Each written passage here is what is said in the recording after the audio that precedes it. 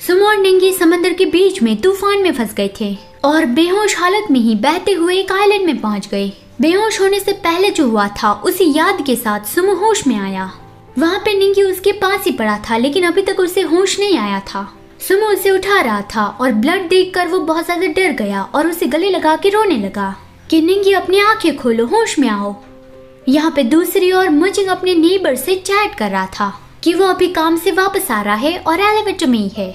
आज उसने एक बैग देखा जो उसे बहुत ज्यादा पसंद आया। उसने अपने नेबर को उस बैग की फोटो भी भेज दी और लिखा कि अभी तक ये बैग मार्केट में नहीं आया है, नहीं तो मैं अभी इसे लेके घूम रहा होता। उसके नेबर ने मतलब कि गुआनशुन ने लिखा कि तुम्हें उसकी पिक्चर मिल गई है तो फिर एक दिन तुम्हारे पास वो बैग भी आ जाएगा।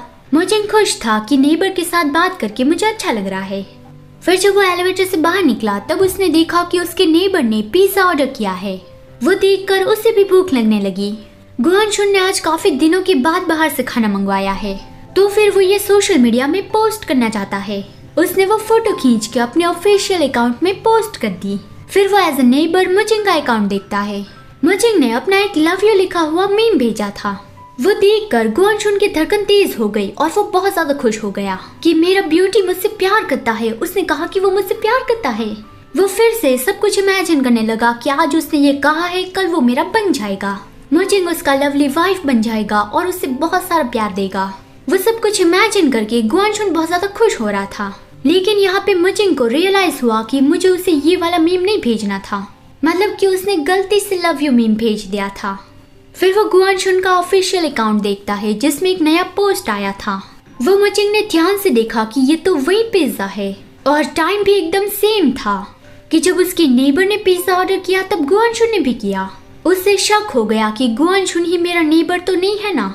और ये भी बात है, जब वो लास्ट टाइम मेरे अपार्टमेंट में वाटर पाइप रिपेयर करने आया था तब उसे पता था कि सारी चीजें कहाँ पे है।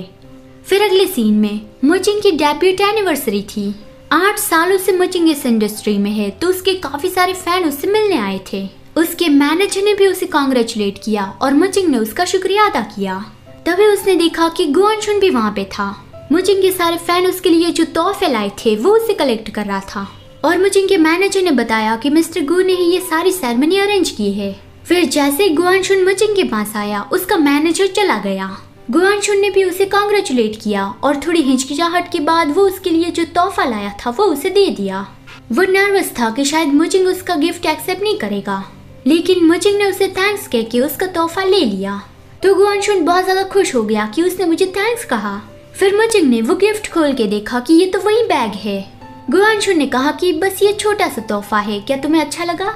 मुजिंग ने कहा कि जब मैं ये बैग लेने गया तब मुझे तो बताया गया था कि अभी तक ये बैग सेल के लिए नहीं है, तो फिर तुम्हें ये कैसे मिला? गुआनशुन ने बताया कि इस ब्रांड का डिजाइनर मेरा फ्रेंड है, ये तुम्हारा एनिवर्सरी गिफ्ट है, मैं तुम्हें कुछ यूनिक देना चाहता था।